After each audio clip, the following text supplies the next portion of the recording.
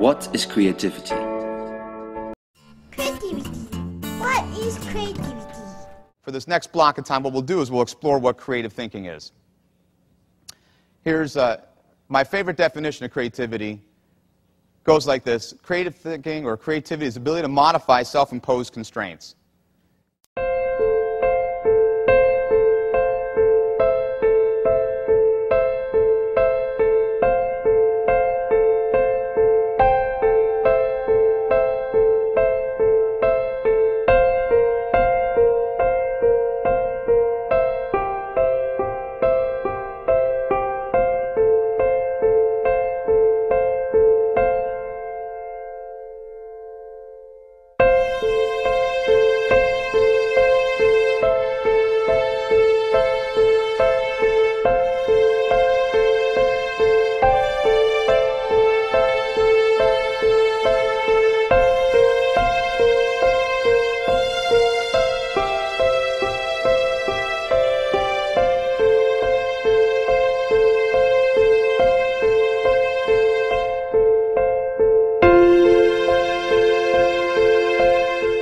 Recently, I love telling it, of a little girl who was in a drawing lesson. She was 6, and she was at the back drawing, and the teacher said this little girl hardly ever paid attention.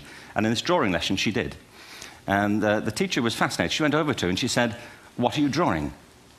And the girl said, "I'm drawing a picture of God." And the teacher said, "But nobody knows what God looks like." And the girl said, "They will in a minute."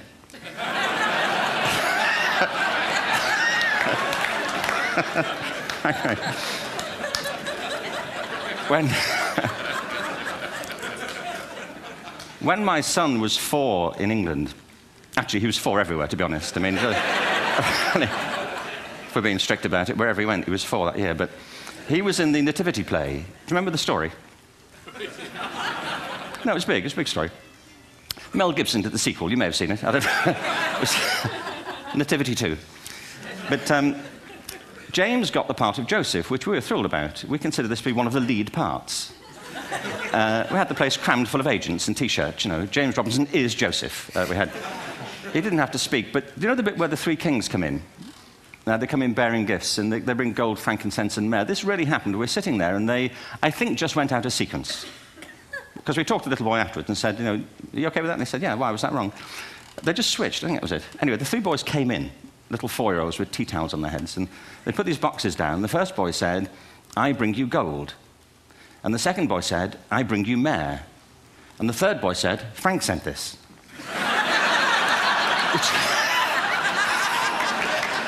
That was great.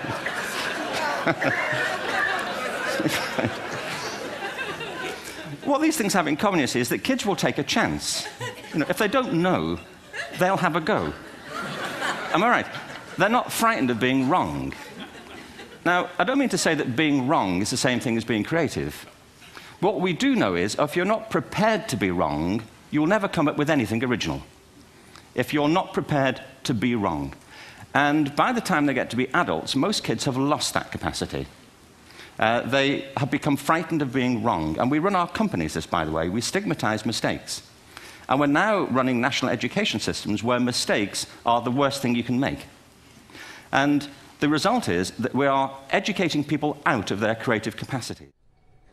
I think they're great questions. On the first point, you know, creativity is, to me, a very practical process. It's important to know that. It isn't just about people running wild, you know, knocking the furniture down and doing the first thing they think of. To be creative, you have to be doing something. And you can be creative at anything. You know, you can be creative at mathematics, at music, at gymnastics, at English, languages. But you have to be doing something. You can't be creative in the abstract. And that, to me, is the key to this, that if you really want to promote creativity, it's about 2 things. One of them is helping people to understand the core disciplines and ideas. You know, you can't be a creative musician if you can't play an instrument.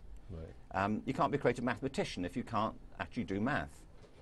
So you have to be on top of the discipline, but you also need room in which you can develop your own ideas, where you can experiment and you can innovate. And if you're not allowed to do that, if you're not allowed to make mistakes, if you're not allowed to speculate and use your imagination, then of course you dampen your own abilities to be creative.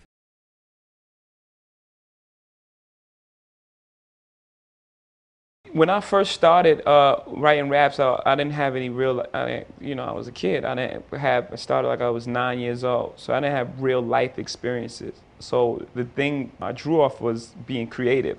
It was more about the technique than what I was saying. I was trying to say things in different ways. So that's doing faster flows and triplet styles, and I was exploring all that. It was more a technical thing. And as I started getting out, getting more and more real life experiences and, experiencing real emotions and going through things, and it started becoming about the story, less about being technical, because it became more about, the truth of what I was saying and the emotion. And I still had the technical side because I was writing, for so many years, just writing and being technical. I still had that naturally, but it started to slow down a bit because it became more about the words and more about what I was saying and more about this emotion and its truth. For people, don't just judge us as ignorant kids or drug dealers or, it's much more than that, Creativity is everywhere. It's between people, between man and machine. It's in nature. It's on YouTube and Facebook. It's here and there. But wherever it is, find it, grab it, manipulate it, and recreate it. Make it your own way, your special way. Because creativity begins with you. It begins now. It begins here.